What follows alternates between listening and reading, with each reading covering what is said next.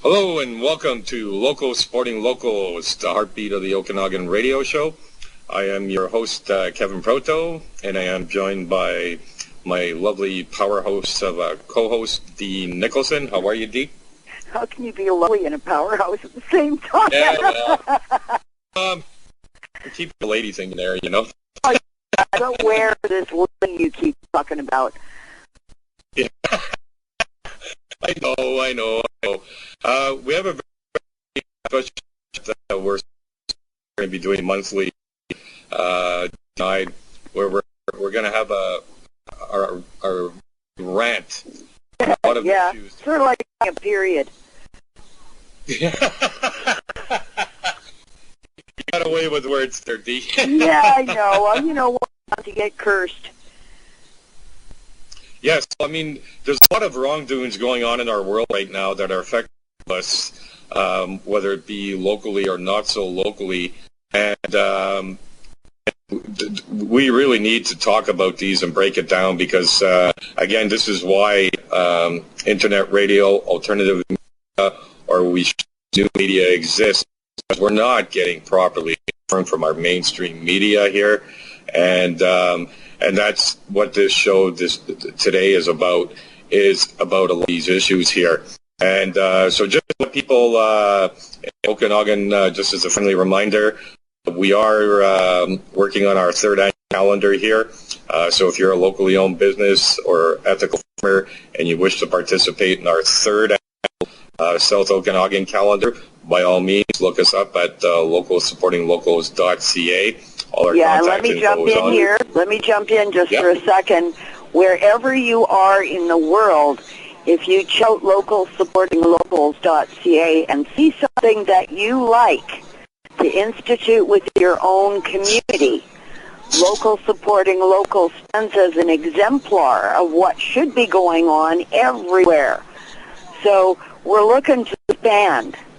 We're looking to make local support locals everywhere on the planet because that's how people survive and thrive.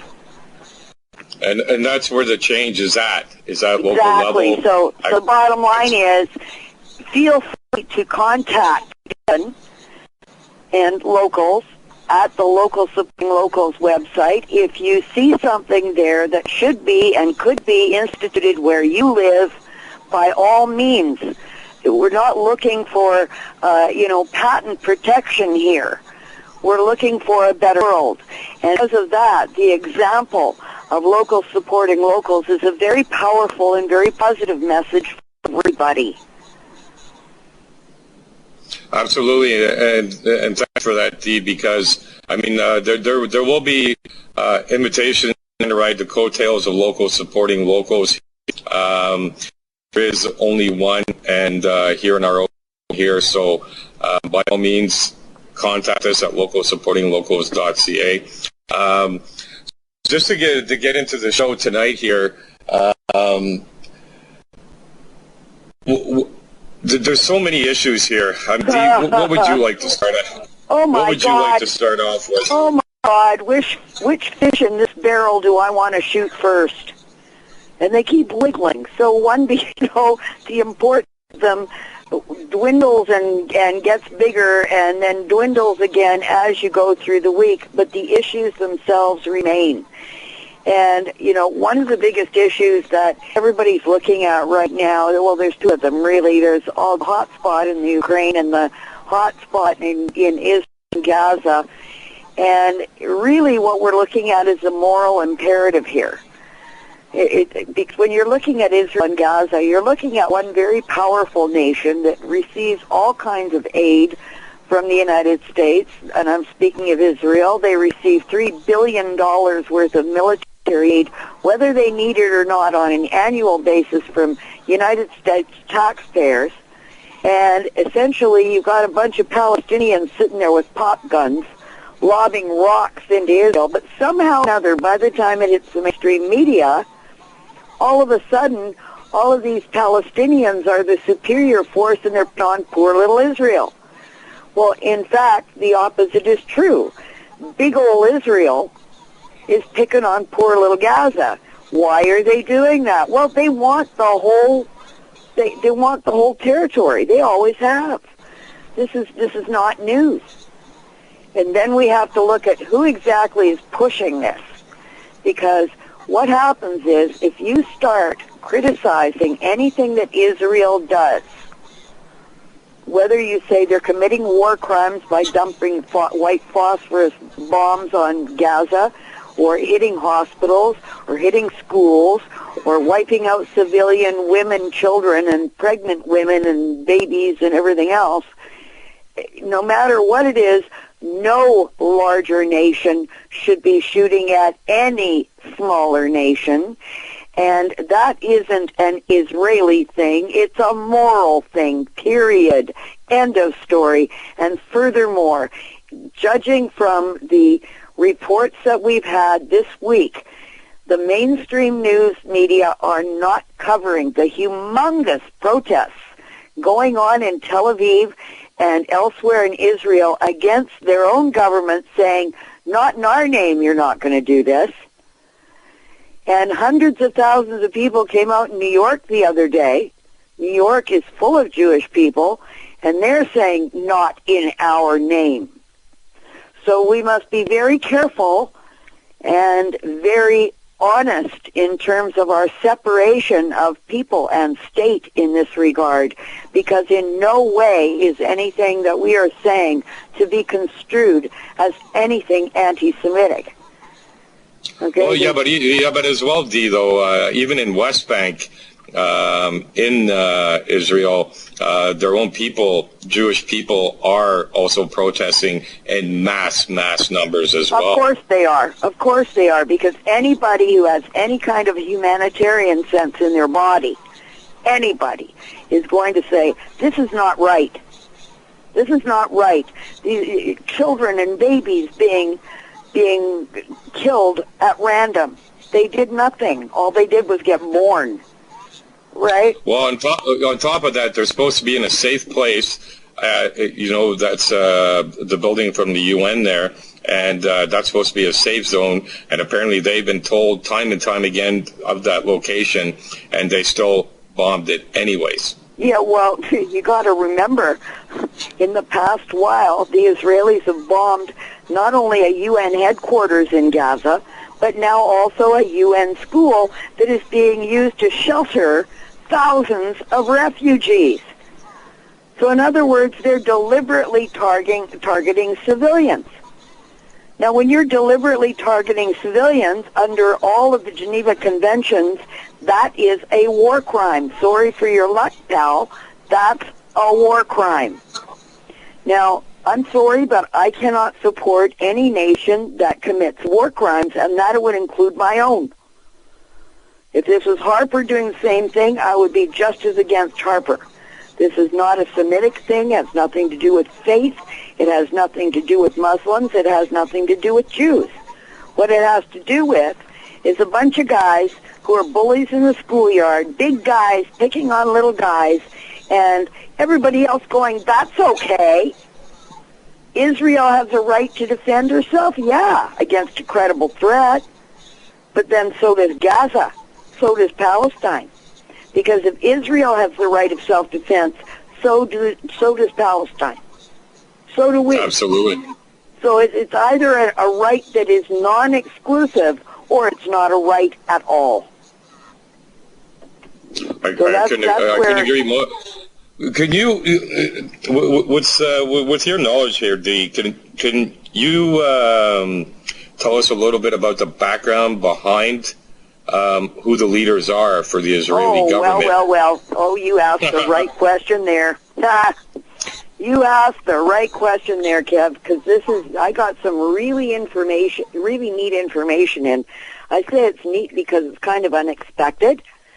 It's not something that I ever figured would come my way, because it's not something you generally need to consider. However, here is, let me see now, where did it go? Here we go.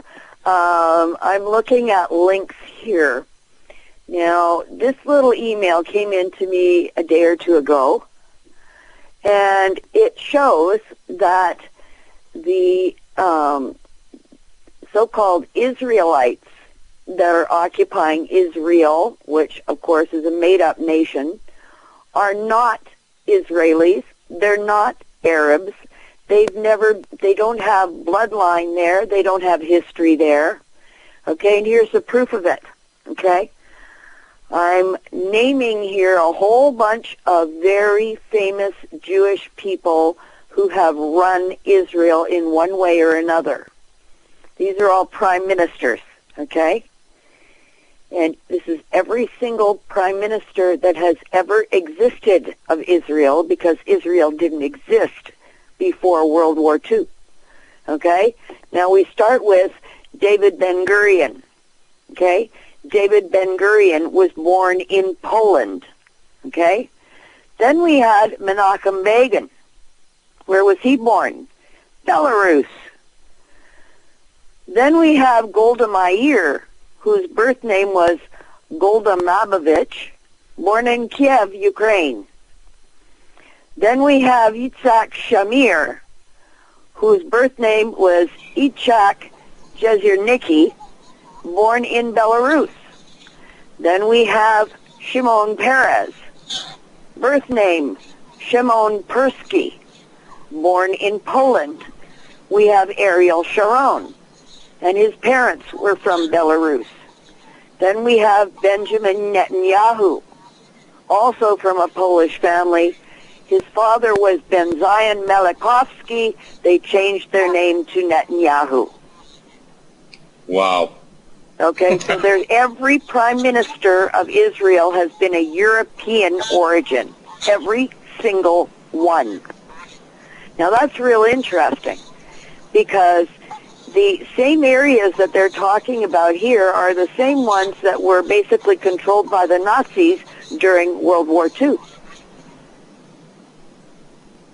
Isn't that interesting? Then, oh yes, another piece came into me. Okay, now this is really rather choice, okay? Title on it: Psychiatrist of Israeli Prime Minister Benjamin Netanyahu commits suicide. Anguish suicide note cites deluge of doublethink in driving kind-hearted shrink to despair. Okay. Now, wow. This story says Moshe Yatom, who was a prominent Israeli psychiatrist, he had been working with extreme forms of mental illness throughout a long and distinguished career. Found dead in his home in Tel Aviv. This is posted July 27th, so I'm presuming this was around the 26th that he died, from an apparent self-inflicted gunshot wound. His suicide note explained that Israeli Prime Minister Benjamin Netanyahu, who had been his patient for the last 9 years, had, quote, sucked the life right out of me, end quote. I can't take it anymore, wrote Yatom. Robbery is redemption, apartheid is freedom, peace activists are terrorists, murder is self-defense, piracy is legality, Palestinians are Jordanians, annexation is liberation, there's no end to his contradictions. Freud promised rationality would rein in the instinctual passions, but he never met Bibi Netanyahu. This guy would say Gandhi invented brass knuckles. So he's running the Israeli government right now. He's running the Israeli government, and here's a guy who couldn't tell the truth until he killed himself, because it was a patient. Now that he's dead, nobody cares. He can talk, right? So he leaves a suicide note giving out the truth that he could never give out before because of the fact it was patient confidentiality. The guy shoots himself in the head, okay, apparently.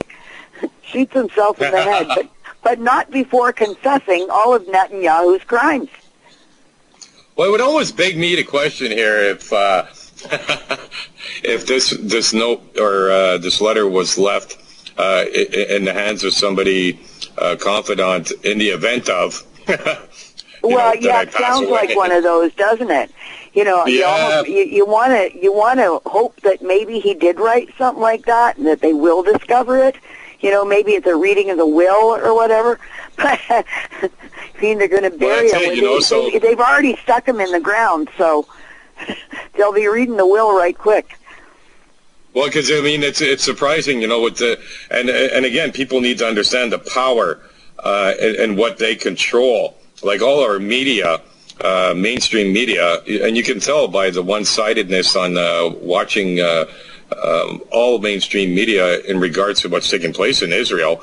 It's all geared towards, you know, Israel has to protect itself. You know, yeah. Well, you see, this is kind of an interesting point that you raised, because what we have is a situation where in every aspect of our lives, they're trying to collectivize us. In other words, they're trying to get us all to think the same way for the same reason. Oh. And when we do that, we're very easy as population to control. Now, here's the problem. What they're trying to do here is they're trying to make everybody think the same way about stuff that people already think another way about. You know, this is morally, what's going on in Israel right now is morally offensive to a great many people, including Jewish people, right? No matter where they are. I mean, I hate to use the old cliche, but I do have a lot of Jewish friends, and I know damn well that none of them could stand having guilt for such atrocities that are going on in Gaza right now. And I've often said too that you know, World War II never ended; it just went underground, and now it's resurfacing. It's got teeth. Bearing in mind that war is always basically a corporate and commercial enterprise, what you're looking at is basically a situation putting a sign on it and saying under new management. Yeah. Because that's all they're doing, is they're switching management and switching locations. We've moved down the street to Belarus today, or we've moved down the street to Vietnam, or we've moved over to Libya, or to Egypt, or to wherever. Well, actually, let's bring it even closer to home here, Dee, Canada and United States, because with all the military weapons, tanks, trucks, you name it, that were made for the war in Iraq and Afghanistan are now being sold to our local city, the police departments, and our RCMP now. Oh yeah, this is terrifying. You're talking about the militarization of our police. Our police are basically, people have to understand that this was not going on in Canada before Harper signed the Security and Prosperity Partnership with the United States. That Security and Prosperity Partnership, which has a very benign title, essentially ties us to follow any security operational techniques that are used by the United States. So while the United States military, and we're talking the military-industrial complex here, okay, so far the military has been basically playing on the down low. All they've done is show up and shoot. But policy-wise, their interference and their involvement has really been on the down low. But here what you're seeing the military-industrial complex in full swing. Okay, you're talking about war as a commercial enterprise. So yes, it is an ongoing thing. It does not stop. It just changes addresses. It just changes addresses. And in the meantime, all the players remain the same. Yep. They all remain the same. Even in Kelowna here, in our Okanagan, there was this big Sherman tank for the police department, or for the RCMP, and just driving around. It wasn't even on a mission or a call or anything. Kevin, what are they going to use a tank for in Penticton?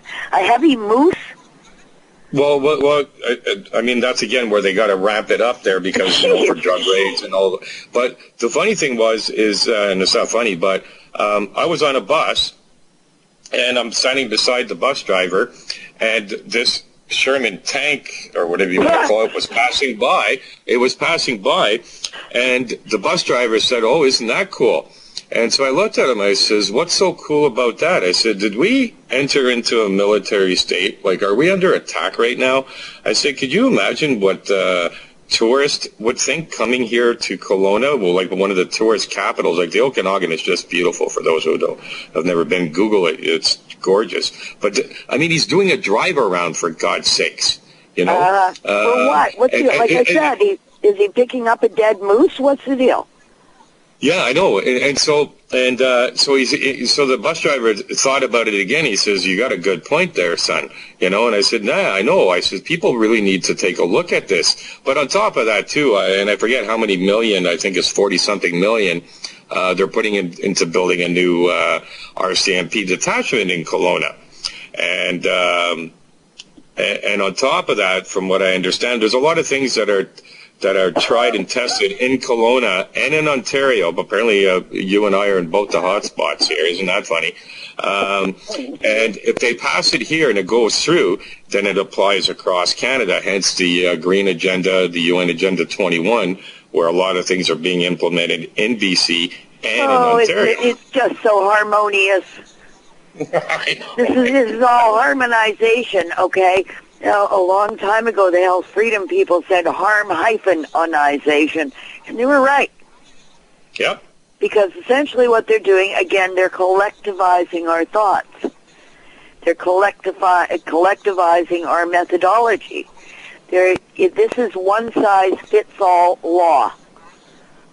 Now, as we all know, one size does not fit all.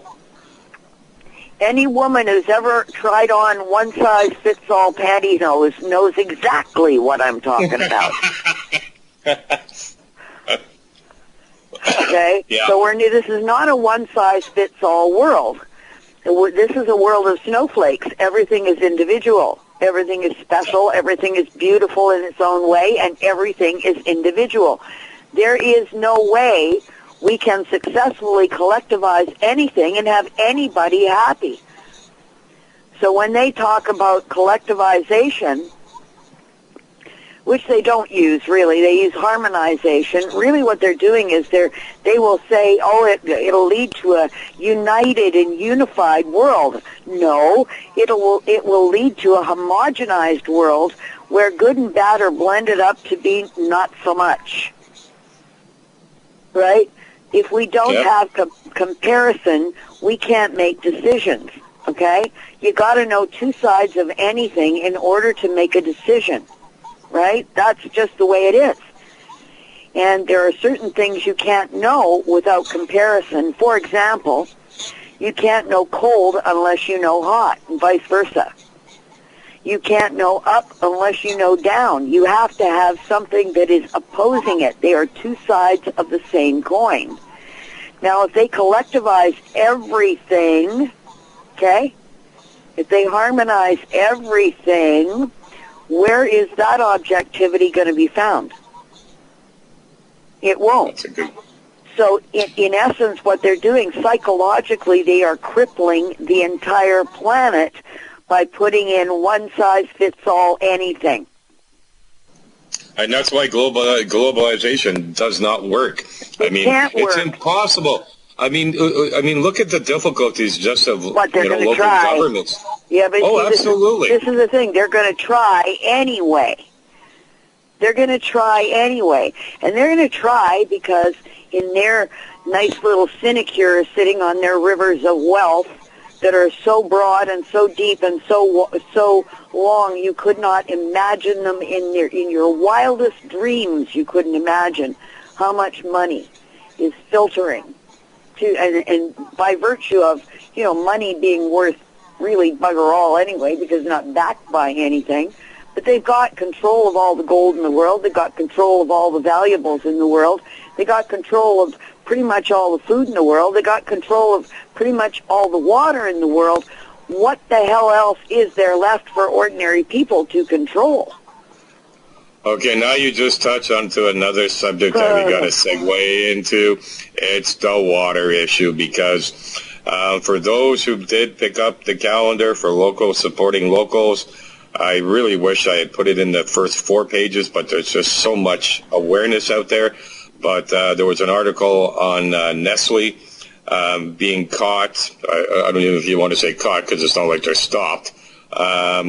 Stealing over 276 million liters of water out of the Fraser Valley River here in BC. And that's not the first. I mean, this is it's also in Ontario as well, and globally Nestle's been doing this. These guys are not the corporate nice guys that you think they are. They're just not. They're just not. And to get you to drink more of their product, they even have a new product out called Nesfruta. Okay, Nesfruta. I kid you not. Nesfruta. You can look it up. It's like that Mio. You squirt it into your water, and it makes it flavorful. Okay. Yeah. And of course, I looked up the ingredients on it. It's all garbage. Of course, corn fructose. Right. So here they are, and they're saying, oh, water's good for you, but hey, if that's too bland for you, try this. Now we've got 2 products to sell to you. And if our water bores you, our Nesfruta will not. And in the meantime, people are picking up a bottle of Nestle, okay, which, by the way, when we did some electrostatic testing on it at the Total Health Show a few years ago, we found was the worst quality water you could buy. We ran electrodes through it, and more stuff fell out of Nestle water than out of any other brand we used. Wow. Well, oh yeah, it was solid green gunk at the bottom of your glass. Solid green gunk.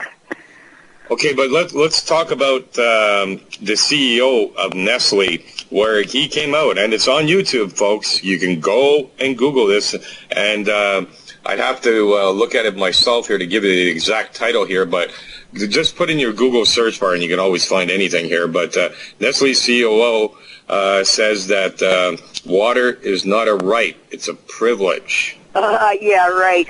Yeah, that's how come all the rich people with the big fat lawns in Los Angeles, where they have absolutely no reason to have lawns, and they're in an arid area anyway, they got no business having stuff they need to water all the time. That's why palm trees grow. They grow in sand with very little water. Okay? But they got lawns down there in these massive big estates. So here it is, and they've got a drought in California. Now, is the drought man-made or is it natural? Well, we don't know, and we can't speculate. Well, we can, but, you know, at any rate, they have this massive drought. So what are they doing? They're draining the farmland, okay? The farmland, which is the fruit and veg basket of North America, they're draining the farmland water to give it to LA residents and other residents of cities to feed their lawns with. And they do this before they institute the restrictions that say you can be fined $500 for watering your lawn. So, in other words, they're robbing Peter to pay Paul, because if you take the water away from the farmland, you kill the food. So in order to feed the people in the city water, they're killing the farmland, and they're going to starve the people later. Now, this makes absolutely no sense to me, because, you know what? There are countries around the world that have to use desalinization machines for all of their water. And California, A, has the money. By virtue of all the money being made in that state, they've got the money. And if they're going to tell me they're broke, I say fire your managers, you need new ones. But they've got the money, they've got the technology, and they got the freaking ocean sitting right there. Well, that's a mistake. Well, and it's funny, they only showed it once there. I forget if it was Haiti or Chile, where Canada actually sent up one of their submarines, military submarines, where they had the desalinization system in the submarine and were able to turn it into drinkable water for the people. It's and it was very coming out easy. of sludge. Yeah. Yeah, it's very easy to do. I mean, all you're talking about is a distillation process, right? A distillation and filtration thing. So, I mean, you can either distill it or you can filter it out. But bottom line is, salt water is simply water and salt. Take the salt out, you got water. Yeah, but Dee, that sounds too easy there. Like you should make this more difficult. I didn't say that was the technique, honey. Yeah. Right, I'm just saying there's your bottom line. So they've got the technology. Why are they not using it? They've got a ton of water available. Just looking at them, look out your front window and you see ocean. You know, and yet people are starving for water. Well, why are you not investing in desalinization so you never go through another drought? And so you're already prepared. No, I know, but Dee, then this is where you draw it right back to the beginning of our rant here, is who's running the Israeli government, right? Yeah, so who's running any government is what it comes down to. Okay, I know. Okay, but so what people need to understand, this is part of the globalization agenda here, the one world government. Yeah, you know, so stop asking all these, why, this is what the agenda is at the end of the day. You got to wake up to it. And it's not to be fearful of this, and this is not the point of our radio show either. It's a matter, basically what Dee and I are trying to do with you folks that are listening that are like, oh my God, is we're trying to poke and prod you to make you mad and get you off your butt and go back and take your local government back and abstain from a lot of these laws and trade agreements, all this crap coming through. Whether they tell you can do it or you can't do it, you got no choice. This needs to stop now. And if we all start to do that, then we can start making a difference here. But the bottom line ultimately is that people get what they allow. And you know that old saying, evil thrives when good men do nothing. Well, good men are doing nothing, and evil is thriving. And the sooner we get a grip on the fact that evil is thriving because good men are doing nothing, the sooner a few good men might get down to doing something about it. You know, but none of us can do anything while we sit in our armchairs and watch football. Well, it's a great thing has happened, and I can't say much on it right now, but that's one of the biggest things that Supporting Locals works on. Again, you know, if you think like people need to understand like with the calendars and the website, this is advertising with a purpose here, and the purpose is again about taking back our local government powers here again.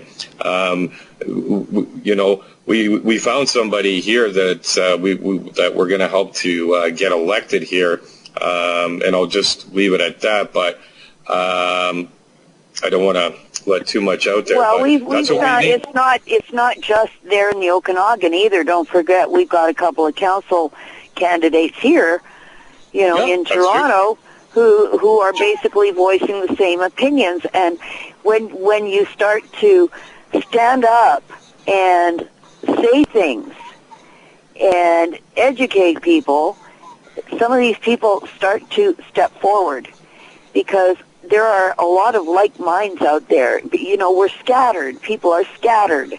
And they always feel safety in numbers, but they don't see the numbers. And because they don't see the numbers, they don't take action. This is one thing that we don't tend to do is stand up by ourselves. Well, you know, and it takes a lot of guts. It takes a lot of guts to do that. It's the same thing, you know what, like I tell people with the march against Monsanto, and we'll swing over to GMO soon there for some of those folks. That's you another really one. Want to have fun tonight, don't you? Oh, it's time to rock and roll. That's oh, well, why not?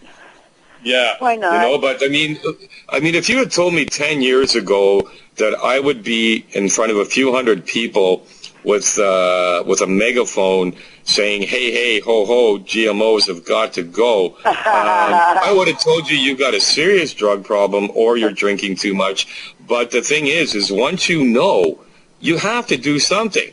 You know, and again, it's not saying that everybody needs to grab a megaphone here, but you got to find your way in the skills that you have, with locals supporting locals, for example, we can always use some great graphic designers, video editors, writers. There's so much involved in doing the work that we got to do. And contributors from, like linking to other sites. I mean, if our listeners know of a site that, we should be linked up with, hello, send it to us.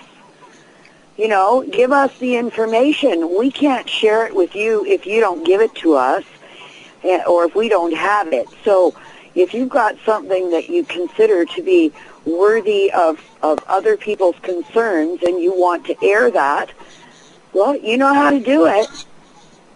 Well, yeah, we got a link page.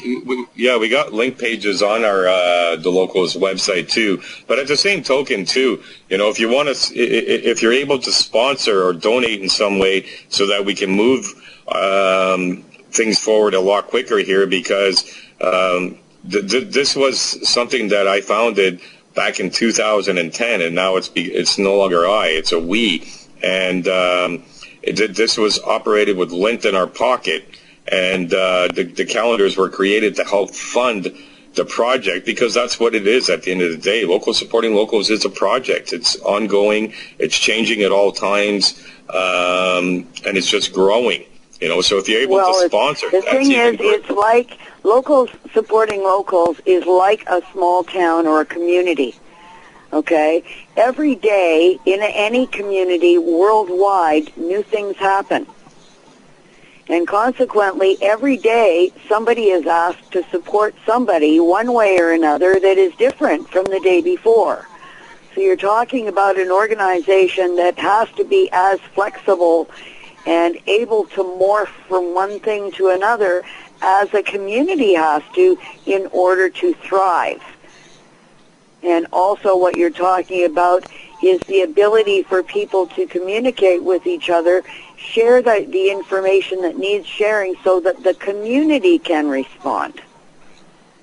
Well, and that's why we have, on August 17th, I'm throwing it out there for the folks here that are in our Okanagan here, we're having a gathering and a farewell, because one of our local ethical natural farmers is moving from their farmland. And so we're still looking at creating the title here, but because we have these ongoing where we have meetings and get-togethers and we discuss issues, but more importantly, we discuss solutions here. But we're bringing in a local band, and it's a potluck, and a lot of organic produce will be on location as well from the farmer, but it's still a potluck. And the best thing about the way we do it too is we don't come up from a fear base. We play music, everybody dances, then we talk about the issues, then we dance, we release that energy, that negative energy that it takes, to go through these issues, because this is information, and some of it, it's like GMOs is one of the biggest issues. I don't want to make light of this, Kevin, but it sounds an awful lot like musical chairs. Why is that? Well, first we discuss things, and then the music plays, so we run around a little bit, then we sit down. Yeah, well, sadly, and I go to our council meetings, a lot of important issues just aren't being discussed, and yet everybody, like GMOs, for example, I'm still working in regards to following up with the city of Penticton here in regards to what they did in Richmond and banning the sale of GMO seeds within our city limits, but it should be our local government, that's actually city council, that's bringing that up, because it's such a massive world concern, and they're not. Yeah. Well, you're looking at study after study that is coming out now, and some of these studies are not exactly young. You're looking at, longer-term studies that were started a long time ago but are now just being published. And they're showing harm and damage that is unreal. And I know that you received, in the last little while, a communication from Alex Adamanenko, the MP for, what is he, Nanaimo or something? No, he's the Southern Interior. So Okay, whatever. At any rate, there'd be Kamloops area and stuff. Well, it would be Oliver, Karamios, Costin, the bottom end of the South Okanagan, which is going to change now. But he's truly one of the only, because we don't support party politics. But just as an added note, Alex Adamanenko has done his utmost best in representing his constituents and speaking out and trying to protect farmers and people from GMOs. He's a Canadian hero for sure, but he got a letter from a fellow by the name of John Balatinish from Toronto, and he's a retired professor. Notice how the whistleblowers all come out after they're retired? I know. Isn't that funny? You know, it's like, I ain't saying a word while you're paying me, man, but the minute you stop paying me, I'm all over your ass, right? That's basically that's how it is, right? Yeah. Once they are getting their pension, it's bye-bye now, I'm opening my mouth. Well, you know, I don't care about that factor. I just wish that a lot more of them would risk their jobs, because if they stood together, they wouldn't be risking their jobs. Well, yeah, but I mean, but anyway, that brings up Dr. Shiv Chopra, because that's exactly what he did. Yeah, I know. Well, let me get to this. Okay. So we've got this point that was brought up. Yeah. Okay, and people don't understand the actual dangers of GMOs. It actually is, the stuff is actually dangerous because there is no predicting. They take a gene, okay, and they insert it into a living organism. Now, the donor gene may come from anything: plants, animals, insects, viruses, fungi, bacteria, whatever. And once that happens, they alter the genome, which is the genetic, that's a complete set of DNA characteristics of any organism. They're altering that.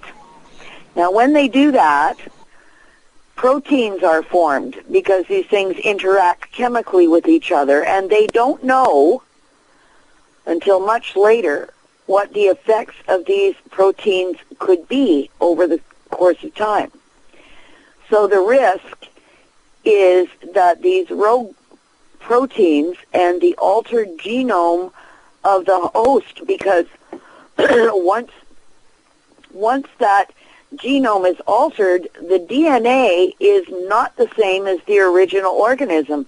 So that means the livestock that we consume, the plants that we consume, the ingredients in processed foods that we consume, all of that is being altered. And once it is altered, you cannot unring the bell.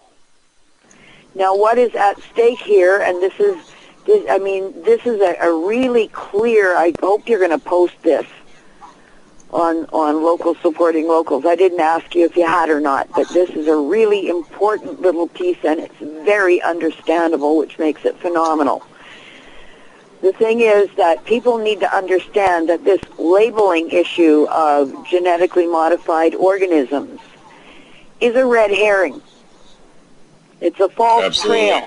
It's a false trail. It is designed to screw us up.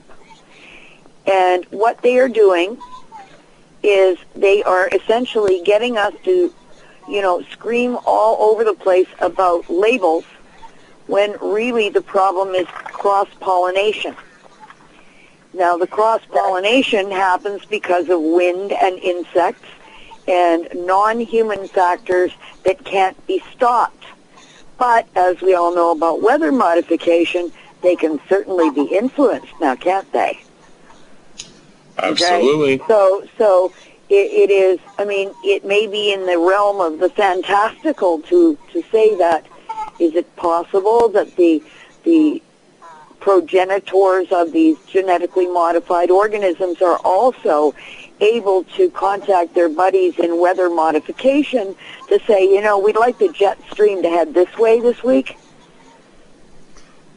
You know, now you're going down another path. I'm going down that rabbit hole, man. I am down there. I got my headlamp on, and I'm down there. I mean, yes, I said this may be in the realm of the fantastical, but it is not out of the realm of the possible. Okay? The thing is that regardless of whether they can direct it or not, the wind isn't going anywhere. Right? We've always had wind. We're always going to have wind, so cross-pollination is an immediate danger. And the day you can show me that a label saying this product contains genetically modified organisms can stop the wind, then they can tell me they've got an argument on labeling. Well, let's not forget the floods here, eh? What do all the floods cause here, too, eh? Well, yeah, again, you've got stuff coming out of the ground that gets carried here and there.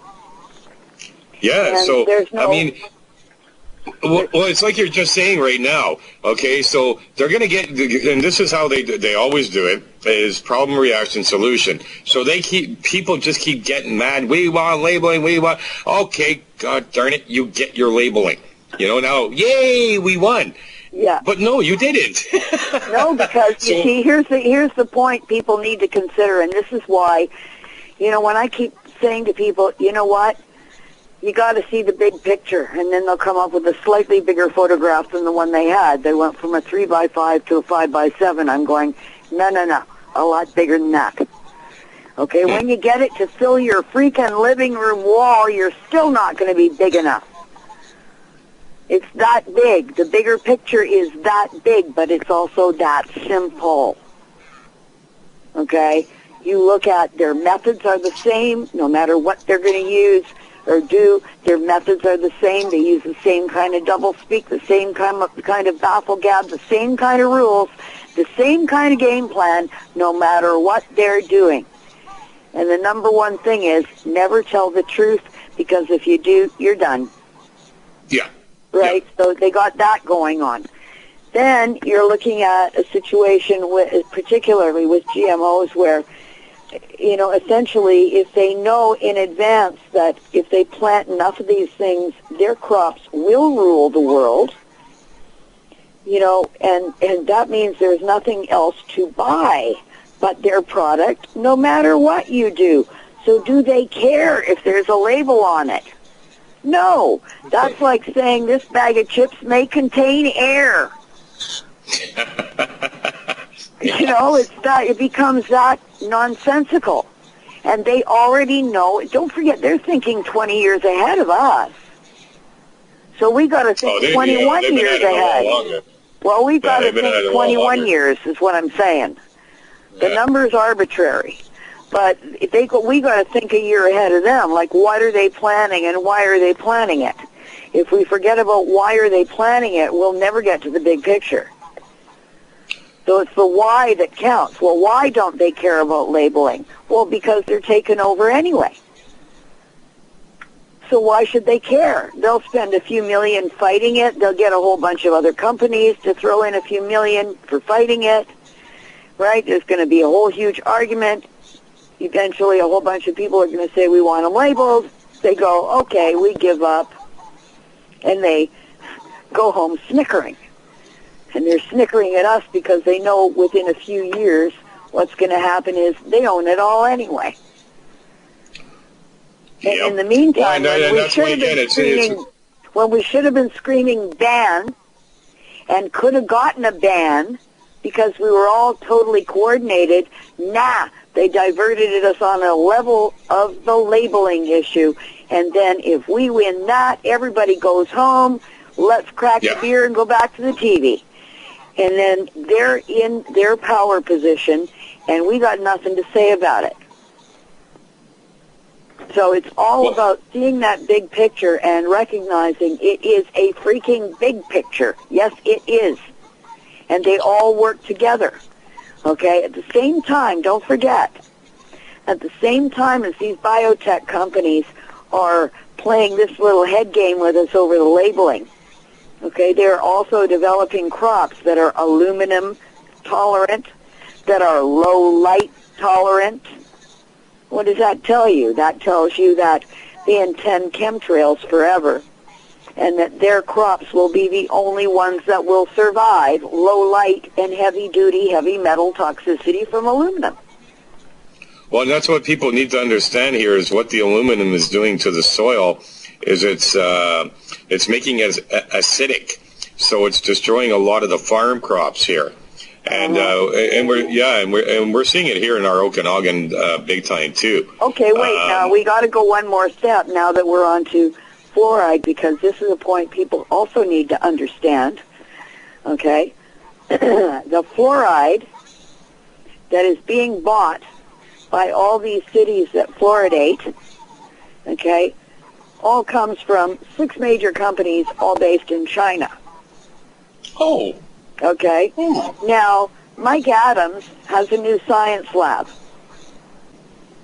He tested in his science lab all of the fluoride from all of these different countries, or different companies, and he tested every single one of them for heavy metals and toxicity.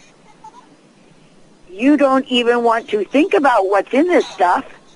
Arsenic, lead, cadmium, strontium-90, it's radioactive.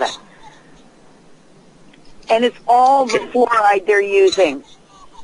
Okay, just so the folks know, Mike Adams has, I guess, founder or creator of Natural News. Naturalnews.com, people.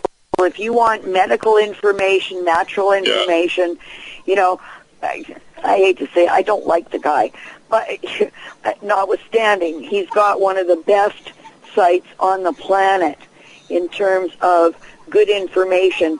But the one reason I don't like the guy is because, and also Ronnie Cummins from the OCA, the Organic Consumers Association, neither one of them is calling for an outright ban on GMOs. And that has me hopping mad at both of them. So there you are. So I'm challenging both of them. Ronnie Cummins, Mike Adams, I double dog dare you. Tell me the truth. Why are you not hopping on a ban on all genetically modified organisms? Why? That's what I know. Well, I mean, yeah, you know, but I mean, and saying what you just said there, you know, it's the same thing with myself with Locals Supporting Locals. Local Supporting is not about me. Sorry, dog's barking. You've got a heckler. Yeah, yes, it's a lovely dog. But you know, Local Supporting Locals is a lot bigger than me. It's about we. So it doesn't matter if you don't like me. You know, it's a concept. It's a concept. Exactly. You know, exactly. That's the whole thing. The concept is people living within proximity of one another, treating each other with respect, with care, with compassion, and harmlessly. This is all it's about, and this is what misses in the big cities. It misses in the larger context. It misses in collectivization. It is only found where people reach out a hand to their neighbor. It's only found there. And these are the values that we are lacking. These are the values that aren't in our government anymore. They don't ever reach a hand out to anybody anymore, do they? No, everybody's just concerned about themselves. Into our pocket. Unless it's going into our pocket, then they'll reach their hand out real quick. Well, everything is being controlled by the money, and that's one thing that Dr. Shiv Chopra, who was the head scientist there for Health Canada, for 35 years there. Yeah, and he saved us from RBGH growth hormone in cattle in the dairy industry in this country. That makes him, in my mind, a national hero. Oh, absolutely. but instead of getting commended, he was fired. And but like he even said, like when it came to the UN, which is another show we've already done. Please visit our archives on sustainability, aka UN Agenda 21. What they do is they bankrupt you to the point that you're so desperate that now you're going to make a deal with the beast. Exactly. And so that's the same thing. Yeah, and that's what's happening for a lot of us in our communities here. And I understand, because, I mean, I go business to business and door to door doing what I do. I try to do as much speaking as I can, and that's what people are concerned about. I got to feed my family. Yes, exactly. And this is why, like the crack I made about the retired whistleblowers. I appreciate the living bejesus out of all of our whistleblowers. Hell, I am one. Okay? I know what it takes. I know exactly what it takes to become a whistleblower when you've got, essentially, you've got your livelihood is depending on it. I know what that takes. I know what kind of a brick wall that is for people to face. But at this point in time, it's like you're damned if you do and you're damned if you don't. If you do say something, you might get into all kinds of trouble. So before you do it, make sure you got some backing. Okay? Make sure you got a lot of people who are going to look after your welfare and notice if you go missing. Okay? And yes, two-way radios. Yeah, everybody turns into Dick Tracy. Absolutely. It is two-way wrist radio. Very cute. Yeah, CB band radios, that kind of thing. But, seriously, it's like if we do not reach out to each other in exactly the modality of a local supporting locals in many ways, not just, where to buy the best food and look who's growing it and isn't this wonderful and isn't that wonderful, and learning to appreciate what you have around you. But going beyond that and sharing not only that, but the information that people need to know. For example, if parents don't know that there is a possibility of severe bodily damage from vaccines, they're not ever going to do the research that allows them to make an informed decision on whether or not to vaccinate their child.